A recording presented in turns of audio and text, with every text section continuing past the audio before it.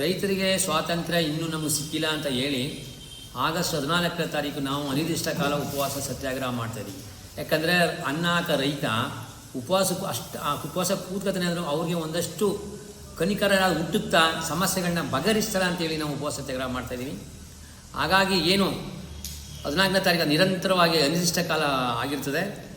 ಏನೋ ಒಂದು ವಿಷಯ ನಮಗೆ ಕಬಿನಿ ಏಳನೇ ಅಂತ ಜಾರಿ ಆಗಬೇಕು, ಎಲ್ಲ ಕೆರೆಕಟ್ಟೆಗಳಿಗೂ ನೀರು ತುಂಬಬೇಕು, ಚಂಗಡಿ ಗ್ರಾಮವನ್ನು ಸ್ಥಳಾಂತರ ಮಾಡಬೇಕು, ಮತ್ತು ದಿನನಿತ್ಯ ಪ್ರಾಣಿಗಳು ಮಾನವ ಸಂಘರ್ಷ ನಡೀತಾ ಇದೆ, ಪ್ರಾಣಿಗಳು ಬೆಳೆ ನಾಶ ಆಗ್ತಾ ಇದೆ, ಎಲ್ಲರೂ ಒಂದು ಕಡೆ ಆಗ್ತಾ ಇದಕ್ಕೆ ಅಧಿಕಾರಿಗಳು ಬೇಜವಾಬ್ದಾರಿತನ ಉತ್ತರ ಕೊಡ್ತಾ ಇದ್ದಾರೆ, ಬೇಜವಾಬ್ದಾರಿಯಿಂದ ನಡ್ಕೊತಾ ಇದ್ದಾರೆ.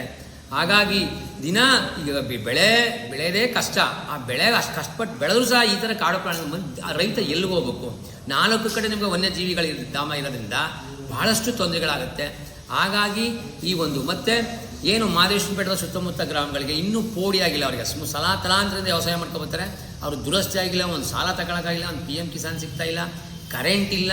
ಈಗ ಇವ್ರಿಗೆ ನಾಚಿಕೆ ಆಗಬೇಕು. ಇವೆಲ್ಲ ಆಳಿರೋ ಸರ್ಕಾರಗಳಿಗೆ ಆ ಒಂದು 19 ಗ್ರಾಮಗಳಿಗೆ ಕರೆಂಟ್ ಇಲ್ಲ ಅಂದರೆ ನಿಜವಾಗ್ಲೂ ಇವ್ರಿಗೆ ನಾಚಿಕೆ ಆಗ್ಬೋದು. ನಾವೇನು ಆಳೋದಿವ್ರು ನಮ್ಮ ದುಡ್ಲಿ ಆಳಕ್ಕೆ ಇವ್ರು ಏನು ಆಳುತ್ತೆ? ಇಷ್ಟೆಲ್ಲ ಇಟ್ಕೊಂಡು ನಾವು ಅವತ್ತು ಆಮೇಲೆ ಎಲ್ಲ ಗ್ರಾಮೀಣ ಪ್ರದೇಶಕ್ಕೆ KRTC ಬಸ್ ಸೌಲಭ್ಯಗಳಾಗಬೇಕು, ಪ್ರತಿ ಟನ್ ಕಬ್ಬಿಗೆ 5,000 ರೂಪಾಯಿ ಕೊಡಬೇಕು, ಜೊತೆಗೆ ಅದನ್ನ ಏನು ದ್ವಿಪಕ್ಷೀಯ ಒಪ್ಪಂದ ಆಗಬೇಕು, ಉಪ ಉತ್ಪನ್ನಗಳ ಲಾಭಾಂಶ ಕೊಡಬೇಕು. ಇದುವರೆಗೂ ಉಪ ಉತ್ಪನ್ನ ಲಾಭಾಂಶ ಕೊಡೋದ್ರೆ ಇವ್ನು ಲಾಸ ಬ್ಯಾಲೆನ್ಸ್ ಶೀಟ್ ಕೊಡಲಿ, ನಮ್ಗೆ ಲಾಸ್ ಆಗಿದೆ ಇಷ್ಟು ಅಂತ ಬ್ಯಾಲೆನ್ಸ್ ಶೀಟ್ ಕೊಡಲಿ.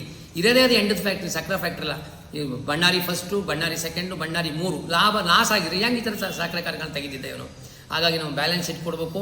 ಜೊತೆಗೆ ಏನು APMCಗಳದು ರೈತರ ಮಾರ್ಕೆಟ್ ಅಲ್ಲ, ಅಲ್ಲಿರೋದೆಲ್ಲ ದಲ್ಲಾಳಿಗಳು, ಎಲ್ಲ 10% ಕಮಿಷನ್ನು ಅಲ್ಲ. ಆ APM ಏನು ರೈತರು ಹೆಸರು ದಲ್ಲಾಳಿಗಳು ಮಾಡ್ತಾರೆ, ಅದು ನಿಲ್ಲಬೇಕು. ಹಾಗಾಗಿ ಬ್ಯಾಂಕಲ್ಲಿ ಏನು ಆತ್ಮನಿರ್ಭರ ಅಂತ ಕೂಗ್ಕತ್ತಾರೆ. ಎಷ್ಟು ಜನ ಸಾಲ ಕೊಟ್ಟಿದ್ದಾರೆ ಇವರು? ಎಷ್ಟು ಜನ ಹೆಣ್ಮಕ್ಳು ಸಾಲ ಕೊಟ್ಟಿದ್ರು? ಎಷ್ಟು ಗೃಹ ಉತ್ಪನ್ನಗಳು ಮಾಡ್ತಾಯಿದ್ರು? ಯಾರಿಗೂ ಟ್ರೈನಿಂಗೂ ಇಲ್ಲ, ಸಾಲನೂ ಇಲ್ಲ. ಇಲ್ಲಿ ಬ್ಯಾಂಕಲ್ಲಿ ಇಲ್ಲೆಲ್ಲ ಹೇಳ್ತಾರೆ ಇದಕ್ಕೇನು ಶ್ಯೂರಿಟಿ ಕೊಡೋಗಿಲ್ಲ ಅಂತ.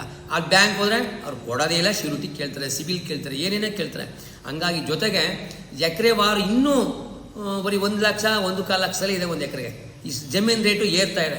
ಹಾಗಾಗಿ ಕನಿಷ್ಠ 1 ಎಕರೆಗೆ ಕೇಂದ್ರ ಸರ್ಕಾರ 5 ಲಕ್ಷ ರೂಗಳನ್ನು ಸಾಲವನ್ನು ಕೊಡಬೇಕು.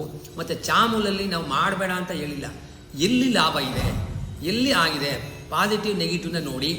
ಏನು 60 ಕೋಟಿ ಇದೆ, 60 ಕೋಟಿನೂ ಸಾಲ ತಗೊಬೇಡಿ ನೀವು, 20 ಕೋಟಿನ 30 ಕೋಟಿ ಇನ್ನು ಉಳಿದಂಥ ಅದನ್ನು ಸರ್ಕಾರದಿಂದ ತಗೊಂಡು ಮಾಡಿ ಅಂತ ಹೊರತು ನೀವು 40 ಕೋಟಿನೂ ಸಾಲ ಮಾಡಿ ಈಗಲೇ ನೀವು ಲಾಸ್ ಮಾಡ್ತಾ ಇದ್ದೀರಾ. ಮತ್ತು ಪ್ರತಿ ಸರಿ ನೀವು ಲಾಭ ತೋರಿಸ್ತಾ ಇರೋದು 1 ರೂಪಾಯಿ ಕಮ್ಮಿ ಮಾಡ್ತಿದ್ದೀರಿ, ಲಾಭ ಮಾಡ್ತಿದ್ದೀರಿ, ನೀವು ಬೋನಸ್ ಹಂಚ್ಕೊತಿದ್ದೀರಿ, ಪ್ರೋಗ್ರೆಸ್ ತೋರ್ತಾ ಇದ್ದೀರಿ. ಇನ್ನು ನೀವು ಹಾಲು ಮಾರಿ ಜಾಸ್ತಿ ದುಡ್ಡು ಕೊಡ್ಕೊಂಡು ಮಾಡಿಲ್ಲ. ಇಡೀ ಕರ್ನಾಟಕದಲ್ಲಿ ನಮ್ಮದೇ ಹಾಲು ಕಡಿಮೆ. ಹಾಗಾಗಿ ಈ ಒಂದೆಲ್ಲ ವೈಜ್ಞಾನಿಕ ಪರಿಶೀಲಿಸಬೇಕು ಅಂತ ನಾನು ಒತ್ತಾಯಿಸ್ತಾ ಇದ್ದೀನಿ.